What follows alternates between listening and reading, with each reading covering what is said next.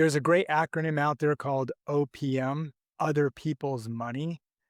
And banks provide a service, right? Other than that, they don't really bring anything to the table. But we want to learn from what they're doing with other people's money. We put our money in a bank, they turn around and they lend it out, and they're making money off of our money. So we're going to go through some numbers here using truth concepts.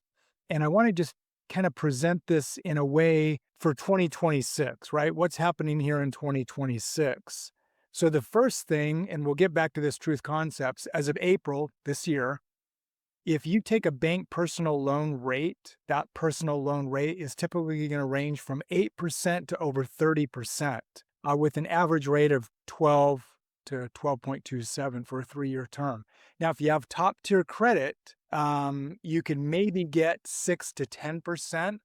Why is this important? Well, if you go put your money in a bank right now, just a traditional savings account, you'll be earning less than 1%. If you have a high yield savings account or a CD, maybe 3 to 4%. But we know the banks are lending money out at a higher rate, right? 8%, 12%, 30%. So this is what I want people to grasp.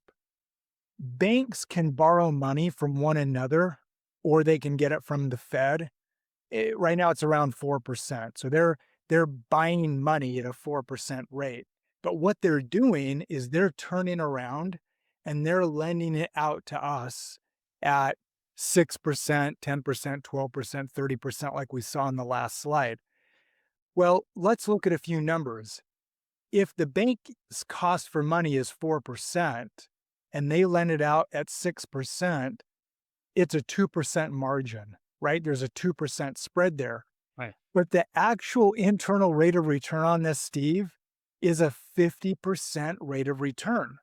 So don't think that banks are just earning a 2% spread. This translates to a 50% return. Well, look at this.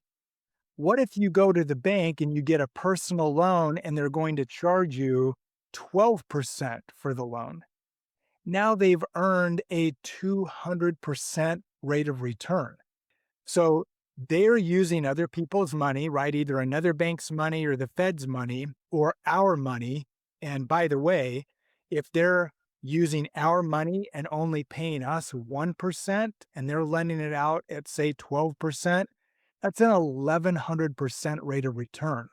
It's not just an 11% spread or a 2% spread or a 6% spread.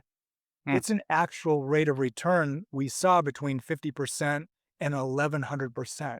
What are your Right. thoughts on that? Well, it's one of those things that if you look under the surface, um, and I think it's one of those financial education things to, you have to peel back the layers in order to see the real numbers. And banks make full opportunity of your money in ways that the average person can't detect. So I think it's a great point that you're making in terms of the actual math. Yeah, and what we want people to understand is they can do this. They can do this using the ultimate asset we call high cash value whole life, where they can take policy loans, pay themselves back at a higher interest rate, and capitalize on these types of returns. Typically, right now, policy loans are about 5.5%. But let's say you were going to take a policy loan compared to a personal loan at the 12% return that I'm showing here. That's a 118% rate of return. So if you had money in a cash value policy, rather than going out to a bank and getting that rate at 12%, but you said, hey, I'm going to pay my policy loan back at 12%, you didn't earn just the difference of 6.5% in the spread. You really earned a 118% rate of return. And this is how we want people to think. OPM, other people's money.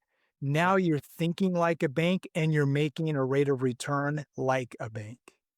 So at 100% because you're not using your own cash.